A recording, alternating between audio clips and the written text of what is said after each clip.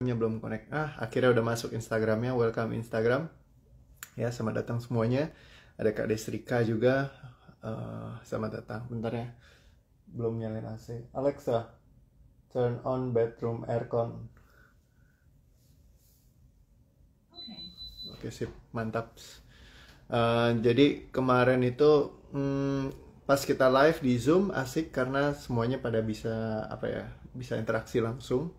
Ya, terus ada beberapa temen yang kayak memang mendiskusikan challenge-nya mereka. Dan ya semoga sih lumayan lah ya hasil yang kemarin. Kalau ngelihat dari responsnya sih pada positif gitu ya yang di Zoom. Terus pada request Zoom lagi ya. Nanti mungkin kapan-kapan bisa nge-Zoom lagi ya. Jadi kalau misalkan Zoom itu mungkin aku akan schedulein kayak tiap kali yang session tanya jawab aja. Jadi kalau pas lagi sesi tanya jawab kita akan nge-Zoom. Ya, kalau sesi biasanya Anda tanya-tanya di sini silakan aja. Terus saya akan bawakan tema. Ya, jadi seperti itu. Ada Ci Koni, halo selamat malam Ci. Ada Kak Feni juga, selamat datang yang di Instagram. Welcome juga semua yang ada di Facebook ya, terima kasih. Ya, terus setia menemani. Ya, senang banget banyak yang gabung. Terus kemarin juga dari yang Zoom jadi pada ya banyak yang interest, terus juga ngasih respons yang bagus gitu ya tentang BioATRT. Ya intinya sih semoga bisa lebih banyak ngasih peningkatan kualitas hidup buat teman-teman semua juga ya. Buat yang kemarin belum ikut Zoom meeting, saya rekomendasikan next time boleh ikut ke yang Zoom meeting karena lebih asik lah dibandingkan kalau misalkan kita terbatas hanya di live kayak gini aja gitu ya. Ada serunya sendiri. Malam Kak Selma, ada Civera juga, selamat malam semuanya. Kak Septi, selamat malam juga dari Madura hadir. Oke. Ada Kak Yani Kak Ratna ya. Ada Kak Rusda, Kristiana, Kak Iva, selamat datang. Kak Ade juga dari Pekanbaru. Wah, mantap. Katanya Kak Feni jadi Power Rangers Yellow nih. Ya pas lagi ada yang diambil bajunya ini udah pakai dulu lah biar kelihatan variatif gitu ya. Jadi nggak bosen warna-warnanya. Oke, hari ini saya mau cerita pengalaman salah satu sahabat saya, juga pengalaman saya dulu. Ya, jadi saya itu pernah kena case yang mungkin saya pernah cerita sebelumnya tapi udah lama banget ya. Jadi saya mungkin kayak recite lagi.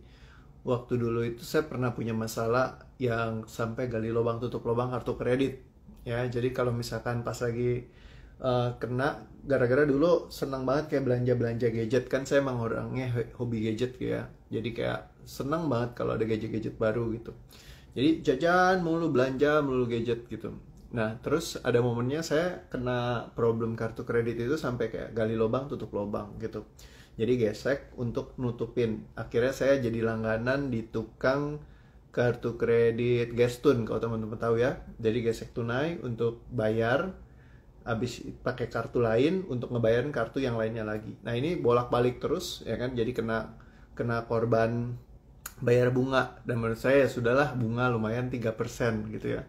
Nah tapi 3% tiap bulan itu wah bunga yang sangat-sangat lumayan gitu ya kan. Belum lagi dikenakan yang lainnya. Waktu itu mungkin karena Gestun jadi nggak sampai 3% ya, 2,3 apa berapa gitu dikasihnya gitu ya. Jadi lumayan lah gitu.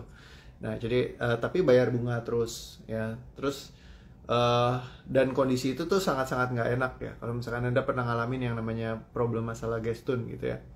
Nah, jadi waktu itu saya akhirnya jadi sebel banget sama yang namanya kartu kredit. Dan saya sangat menghindari hal-hal yang berbau kredit. Ya, jadi saya kayak melabel kartu kredit itu kartu setan ya. Jadi ini kartu setan, udah harus digunting-guntingin, dipotong-potongin, nggak boleh dipakai lagi. Nah, sampai akhirnya saya ketemu terakhir justru dari komunitas kartu kredit ya. Saya banyak belajar, ternyata kartu kredit itu bisa dipakai buat ngumpulin poin ya. Dan itu sangat-sangat asik banget kalau misalkan dipakai. Nah, cuman memang sebenarnya yang jadi dilemanya adalah seringkali kita menyalahkan faktor eksternal di luar kita. Ya, saya ngomong kartu kredit itu kartu setan. Nah, padahal sebenarnya kartu kredit itu adalah sebuah kartu doang. Yang nggak bisa mengendalikan diri kan siapa? Gitu. karena saya terlalu nafsu untuk menggunakan segala macam gitu ya, kayak oh ada ini udah gesek aja, pakai aja, beli aja, ini aja, itu aja. Nah sebenarnya saya sendiri yang perlu belajar untuk manage, karena dengan atau tanpa kartu kredit, kalau kita memang bermasalah soal keuangan, kita akan terus bermasalah soal keuangan kalau kita nggak beresin ya, kalau kita nggak melakukan rekonsiliasi dengan diri kita sendiri. Jadi, tapi seringkali kita menggunakan alasan eksternal kita. Ya, seolah-olah salahnya, biasa kan yang paling sering dipakai misalkan ya, kayak objek lain atas kebodohan kita itu sebenarnya kita yang bodoh, cuman kita nuduh orang lain atau nuduh hal lain. Misalnya kayak, anggaplah ini kartu kredit gitu. Saya bilang ini kartunya kartu setan. Ya, padahal masalahnya bukan di kartu kreditnya. Masalahnya mungkin kemampuan saya untuk mengendalikan diri saya nggak ada. Misalnya ini kemampuan saya mengendalikan diri, saya nggak punya. Berarti setannya sebenarnya di sini gitu. Ya, bagian dirinya dikendalikan gitu ya. Yang dulu saya tahu gitu, ya kan? Nah, jadi selama kita ada ini, walaupun ini medianya kita singkirkan, tapi kalau masalahnya dalam diri kita, apa yang terjadi? Ya masalahnya di dalam diri kita. Seringkali orang nganggapnya masalah itu di eksternal, di luar terus. Jadi yang disalahkan kartu setan lah, apalah, itulah, segala macam. Apa-apa main gesek. Padahal sebenarnya yang salah siapa? Kalau ini kita pegang masalahnya gitu ya. Masalahnya ya di sini, di dalam diri kita, bukan kartunya. Kita bilang kartunya yang kartu setan, padahal sebenarnya enggak, ya. Ya setannya kita gitu. Ya, karena kita nggak bisa mengendalikan diri, kita salahkan orang lain. Misalnya contoh ya, yang bermasalah selalu kita todong di sekeliling kita. Kalau orang kena tipu, yang pasti yang disalahkan adalah penipunya. Oh nih dasar tuh nipu saya, bajingan emang tuh orang, nggak bener, ya kan, konslet. Yang dituduh adalah sononya yang dibilang tukang tipu. Padahal sebenarnya yang bermasalah siapa? Kitanya yang terlalu mudah percaya sama orang misalnya, atau kitanya tidak hati-hati mau jalin kerjasama, nggak mikir-mikir dulu orang ini bibit bebet bobotnya, atau kita sekedar nggak bisa ngerasain orang ini bener-bener jujur atau enggak, mana orang bener-beneran, mana nggak bener, ya kan? Nah, kalau kita masih pegang ininya, jubahnya kita, tapi kita nyalahkan orang lain, misalnya ini orang lain, kita salah-salahin, ini nih dia dasar tukang bohong, tukang ini, tukang itu, ya nggak akan selesai masalahnya, ya. Jadi banyak banget kita mental menyetan-nyetankan sekeliling kita. Misalnya itu tuh dasar gini-gini gitu-gitu, selalu yang disalahkan orang lain gitu ya. Kayak yang paling parah itu menyetan-nyetankan setan lagi. Jadi yang lebih setan dari setan itu biasanya yang suka menyetan-nyetankan setan. Misalnya gini, emang dasar tuh setan, gua kena bisikan setan, ya kan? Gua kena bisikan setan, gara-gara setan bisikin gua, jadi akhirnya gua kena tipu. Setan emang brengsek nih gitu kan.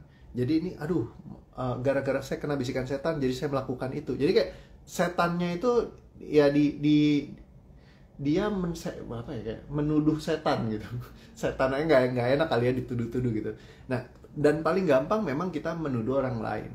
Kalau ada masalah di keluarga kita, oh yang salah pasangan saya, yang salah bos saya kalau ada masalah di kantor, yang salah si ini, yang salah di situ, yang salah di sana. Ini saya yang nggak bener sih itu, yang maksudnya tanpa kita ingat untuk merefleksikan diri kita, apa sih yang sebenarnya kita perlu beresin. Seringkali kita justru nggak ngelihat permasalahannya itu ya di dalam diri kita sendiri. Kita seringkali ngelihat kayak di luar aja, yang salah tuh mereka, tanpa kita ngecek, jangan-jangan problemnya di dalam diri kita sendiri, ya kan? Kalau kita beresin, selesai. Kalau kita coba memberesin semua yang di luar, ya si ini dibuang, si itu dibuang, si ono dibuang, banyak banget problematika yang kayak misalkan ya udah ya case-nya itu muncul terus gitu, ya kan? Jadi kayak dikambing hitamkan setannya, katanya Kak Japik. Ya betul banget. Jadi kalau misalkan kita masih bilang kartunya yang kartu setan, padahal sebenarnya bukan kartunya yang setan, ya kan? Kitanya yang nggak bisa ngatur keuangan misalnya, ya kan? Nah, kalau kita fokusnya kartunya yang bermasalah, artinya apa? Begitu kartunya disingkirkan, kita berpikir bahwa masalah kita sudah selesai. Padahal enggak gitu loh. Jadi seringkali kadang-kadang kenapa kita jangan pikirin soal eksternal aja terus-menerus. Ya, ini udah disingkirkan masalah saya, berarti udah selesai. Itu udah diusir, berarti masalah saya selesai. Kartunya sudah digunting, dibuang, berarti masalah sudah selesai. Well, ya kalau kamu masih pegang masalahnya dalam diri, sebenarnya nggak akan selesai. Nah, mungkin kadang-kadang yang justru kita perlukan adalah refleksi dalam diri kita. Apa yang sesungguhnya bikin kita sampai tidak bisa mengendalikan kartunya misalnya. Sampai kita sebut label kartunya ini kartu setan. Misalnya ini kartu kredit ya. Kenapa kita sampai bilang itu kartu setan? Ya, apa yang ada dalam diri kita yang nggak bisa ngontrol, nggak bisa keluar dari kendali misalnya. Ya kalau memang itu bicara tentang kendalikan. Ya, atau kita ya nggak bisa sekedar melihat apa kekurangan kita yang bikin jadi seperti itu. Karena apa? Orang nggak serta-merta tiba-tiba dia kayak punya permasalahan pengaturan keuangan. Biasanya itu larinya dari mana? Nafsu kita ya. Kayak saya dulu ya seneng belanja gitu ya. Terus saya gampang di-trigger. Misalnya saya ngelihat teman saya beli mobil baru, saya tertarik beli mobil baru. Teman saya punya jam tangan baru, saya pengen beli jam tangan baru. Teman saya punya rumah, saya pengen beli rumah.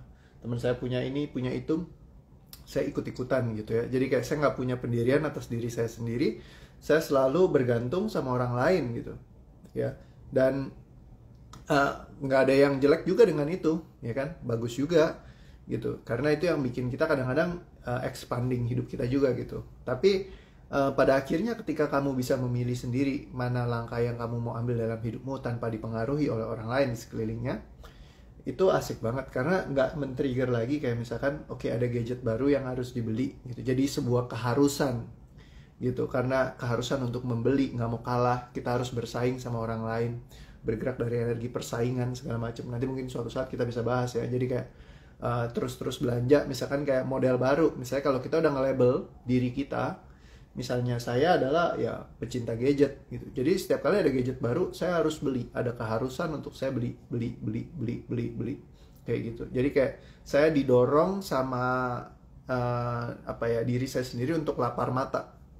Begitu ngeliat kayaknya bagus, beli gitu. Bukan yang nggak boleh juga sih, yang penting kalau ada budgetnya memang masuk ya, dan memang sesuai dengan kebutuhan yang ada perlukan, ya silakan saja gitu. Nggak ada yang salah dengan belanja, sekali lagi ya kan. Ada mau beli yang baru-baru yang bagus-bagus juga nggak apa-apa gitu, saya juga seneng kok ya kan. Jadi it's okay gitu. Nah cuman jangan sampai kita menyalahkan, balik lagi, orang lain atas kesalahannya kita. Jangan kita menyalahkan objek lain atas kesalahannya kita. Jangan kita salahkan setan ya. Jadi kayak buat melakukan kayak gitu loh. Ada fear of missing out, FOMO ya, itu juga tema yang boleh kita bahas. Aku catat nanti FOMO ya, FOMO. Terus ada competition ya. Saya juga ya bodo amat lah, nggak terlalu pusing gitu ya. Nah, dan ketika Anda bisa triggerless itu asik banget ya, nggak gampang kena senggol sana senggol sini terus ngikutin sana ngikutin sini. Jadinya di keharusan dan label gue harus beli ya kok. Iya betul banget, kalau misalkan ada sebuah keharusan jadi kayak bergerak dari keharusan, jadi kayak harus beli, harus punya gitu. Kalau nggak kayak bukan gua. Jadi identitas kita itu ditempelkan di sana. Ya, dan kalau udah masuk ke kondisi koleksi ya, collecting ya, bukan kolektif. Collecting jadi kayak ngumpulin terus. Nah itu juga kadang-kadang jadi kayak punya banyak tapi nggak kepake. Nah itu juga sayang juga. Kadang-kadang oke sih kalau ada nilai investasinya. Tapi kalau misalkan Anda buat collecting barang-barang yang nilainya turun terus dan memang nggak ada nilai koleksinya dan nggak berkontribusi dalam hidup Anda lagi, nah itu sebenarnya ya waktunya untuk Anda melepaskan keterkaitan tentang hal tersebut. Oke ya. Biar nggak menjauh temanya, kita balik lagi ke tadi spesifik. Jadi kapanpun Anda selalu menggunakan hal lain, faktor eksternal sebagai referensi bahwa kesalahannya ada di luar sana, bukan di dalam diri Anda. Dan semua hal yang menghalangi Anda untuk memiliki kesadaran penuh, untuk merefleksikan diri Anda, untuk memiliki kerendahan hati untuk melihatnya dan menyadari apa yang sesungguhnya ada di dalam diri Anda. Semua yang ada di dalam diri Anda yang menghalangi Anda untuk memiliki kesadaran penuh atas diri Anda sendiri dan menciptakan kebaikan atasnya. Semua yang tidak mengizinkannya disadari, diterima, diambil pesannya, diikhlaskan, dan dilepaskan. Tarik nafas pelan, tahan, dan lepaskan. Dan semua rasa yang muncul terkait dengan hal ini semuanya diterima, disadari, diambil pesannya, diikhlaskan, dicabut, dibatalkan, tidak katakan, lepaskan, musnahkan. Tarik nafas pelan, tahan, dan lepaskan. Oke. Perhatikan lagi semua rasa yang tersimpan dalam diri Anda. Apapun Anda selalu menyalahkan pihak ketiga atas semua permasalahan dalam kehidupan Anda, dan Anda tidak ingin melihat dan menghindari bahwa semua apa yang terjadi di sekeliling Anda sebetulnya ada kontribusi karena Anda juga. Perhatikan semua energinya yang tidak Anda sadari. Ambil pesannya, ikhlaskan, lepaskan. Cabut, batalkan, tidak katakan, lepaskan, musnahkan. Tarik nafas pelan, tahan, dan lepaskan. Perhatikan semuanya. Kalau sakit Anda adalah ciptaan Anda sendiri. Kalau kesulitan keuangan Anda adalah karena Anda sendiri. Kalau pasangan Anda mungkin kesana kesini, itu adalah karena Anda sendiri. Kalau anak Anda mungkin tidak seperti yang Anda harapkan, itu adalah karena Anda sendiri. Kalau diri Anda tidak bertumbuh seperti yang Anda inginkan, itu karena Anda sendiri. Bagaimana kalau keuangan Anda bukan seperti yang Anda harapkan, itu karena Anda sendiri. Dan kapanpun Anda selalu melihat orang lain yang salah, eksternal yang salah, bukan karena Anda sendiri. Ini karena corona, bukan karena saya. Dan semua alasan yang Anda ciptakan untuk tidak berkarya, tidak menjadikan diri Anda besar, dan selalu melihat bahwa orang lain yang salah. Ini salahnya koreo, ini salahnya menteri, ini salahnya presiden, ini salahnya gubernur. Dan semua rasa-rasa yang lain yang muncul terkait dengan hal ini. Sadari, terima, ambil pesannya, ikhlaskan, lepaskan. Tarik nafas pelan. Terima, tahan, lepaskan. Cabut, batalkan, tidak katakan, lepaskan, musnahkan, hembuskan. Oke. Sekali lagi, kapanpun Anda selalu menggunakan kesalahan eksternal, faktor orang ketiga, dan siapapun juga di luar sana yang selalu Anda salah-salahkan tanpa Anda memeriksa lagi kembali apa yang sebenarnya perlu Anda ciptakan dalam kehidupan Anda, sehingga Anda menutupi semuanya dan tidak ingin melihatnya. Semua yang menciptakan ini semua disadari, diterima, pesannya diambil, diikhlaskan, dilepaskan. Tarik nafas pelan, tahan, dan lepaskan. Auto opening banget katanya. Oke, sekali lagi, kapanpun Anda selalu melihat di luar dan masalah selalu ada di luar. Karena si ini, karena si Ono, karena si itu, si ini, si Ana yang bikin saya begini. Bos saya tidak baik, ataupun segala macam yang muncul di dalam diri Anda. Atau misalkan keluarga tidak baik, mertua saya bermasalah, ini bermasalah, itu bermasalah, tanpa Anda menyadari bahwa semuanya adalah realita yang Anda ciptakan sendiri dalam kehidupan Anda. Semua yang tidak mengizinkan Anda untuk memiliki kesadaran penuh atas diri Anda sendiri dan mengambil kembali semuanya. Semua yang tidak mengizinkannya diterima, disadari, diambil pesannya, diikhlaskan, lepaskan. Tarik nafas pelan, tahan, dan lepaskan. Uyang kok, ya. Karena kita udah kebiasaan, kita nyalahin semuanya. Setan disalahin, ini disalahin, itu disalahin. Orang lain yang salah, semuanya yang salah di luar. Tapi percayalah satu hal, kunci perubahan ada di dalam diri kita sendiri. Kita nggak butuh orang lain, ya kan? Karena Tuhan tidak mengubah keadaan suatu kaum sampai mereka mengubahnya sendiri. Kalau kita mengubah keadaan kita, berarti Tuhan ikut mengubahkan keadaan kita. Jadi kalau kita sendiri mau mengubahkan kehidupan kita, semuanya ikut berubah. Jadi semua ketakutan kita, semua kepanikan kita, itu ciptaan kita sendiri. Balik lagi, tidak ada manusia yang lahir panik, tidak ada manusia yang lahir stres. Semua rasa-rasa itu muncul setelah kita tempelin sendiri. Dan kita tahu sekarang cara buangnya. Tinggal tarik nafas, tahan, lepaskan. Nggak perlu kita simpan. Dan kalau masih mau disimpan, ya itu pilihan Anda juga.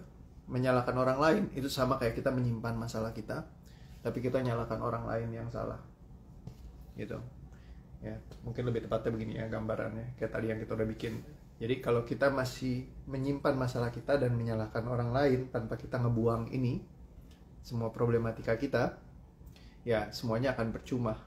Jadi jangan fokus kepada yang di luar sana, tapi fokus bahwa semua keadaan saya adalah karena saya sendiri. Ketika saya mau berubah semuanya, kehidupan saya berubah, keadaan saya semuanya berubah karena Tuhan ikut campur tangan mengubahkan kehidupan saya. Dan semua yang tidak mengizinkan Anda untuk menyadari akan hal ini, menerima, menjadi, menggunakan semua informasi ini dengan kebijaksanaan Anda. Sadari, terima, ambil pesannya, ikhlaskan, lepaskan, cabut, batalkan, tidak katakan, lepaskan, musnahkan. Tarik nafas pelan, tahan, dan lepaskan. Gila kenceng banget nih, energi siapa nih? Langsung sendawa saya. Katanya Mbak Mala, terima kasih, langsung ringan dan mata berat, ngantuk banget ya. Abis ini langsung bobo. Tadi kata Civeni nih, Koryo kayaknya abis tidur. Iya nih, ketahuan. Tadi saya abis tidur ya, capek. Kemarin full day, habis ambil darah langsung coaching, habis coaching langsung meeting sampai jam malam terus langsung live, terus masih lanjut editing sampai jam 1 atau 2 pagi gitu ya. Kayaknya susah tidur nih, kayaknya masuk workaholic nih saya, gawat. Jadi makanya hari ini saya recoverin dulu, terus hari ini mau tidur agak pagian, karena kadang tanpa disadarin kalau senang kerja itu juga bahaya ya.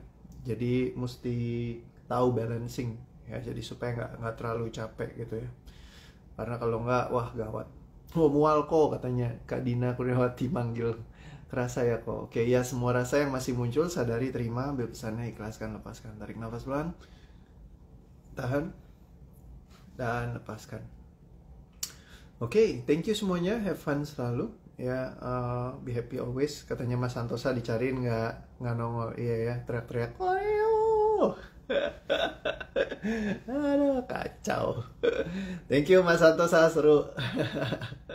Buat yang lain juga fun ya, kalau ngelihat keluarga besar IC itu seru ya. Terus juga kayak hari ini kita tadi testimonial day pagi ya, itu juga seru banget ya kan, kayak benar-benar banyak yang sharing-sharing yang luar biasa banget ya. Saya sangat merasa bersyukur dan beruntung sekali karena dikelilingi sama orang-orang hebat di sekeliling saya ya. So have fun selalu, sampai ketemu lagi besok. Thank you banget udah ikut live hari ini ya. Doaku makin sehat, makin bahagia, makin happy, dan makin banyak keberlimpahan rezeki dan semuanya tidak mengizinkan Anda untuk mengakses semua keberlimpahan dalam kehidupan Anda.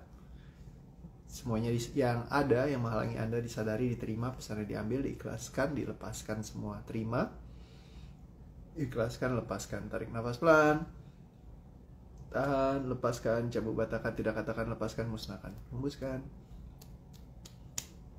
Oke, thank you. Saya mau makan dulu. Intinya jangan menyalahkan orang lain, jangan menyalahkan diri sendiri. Ya betul, itu juga jangan ya. Tapi Anda bisa ngecek apa yang perlu Anda improve lagi, karena kunci perubahan di dalam diri kita. Jadi kita nggak perlu bergantung sama orang lain untuk berubah. Itu yang paling indah menurut saya. Karena selama ini saya berpikir bahwa untuk mengubah hidup saya butuh orang lain. Untuk mengubah hidup saya butuh di luar lingkup luar saya berubah. Untuk mengubahkan hidup saya merasa saya butuh pasangan saya berubah. Saya butuh ada guru yang baik. Saya butuh ada. Tapi enggak. Karena apa? Begitu kita mau mengubahkan kehidupan kita, ngeberesin apa yang ada dalam hati, dalam diri kita sendiri, kunci perubahan ada di tangan kita. Dan itu kayak like very transforming. Tiap kali cerita dari semua sahabat-sahabat tuh luar biasa banget. Ketika mereka punya masalah nyangkut gitu ya, terus dibuang semua, ringan banget rasanya. Terus kayak banyak hidup yang berubah gitu, kayak keluarganya ikut berubah, semuanya ikut berubah kayak gitu. Jadi kayak it's true buat saya pribadi bahwa kunci perubahan ada dalam diri kita sendiri.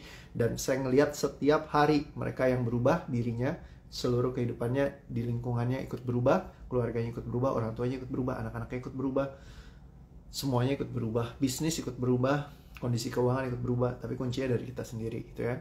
Nah, jadi kita perlu untuk belajar bagaimana caranya supaya lebih mengenal diri kita dan semua potensi yang dimilikinya, termasuk kesehatan juga ya. Itu sharing kesehatan tuh luar biasa banget ya, yang pakai di WTRT ngebuang emosinya itu.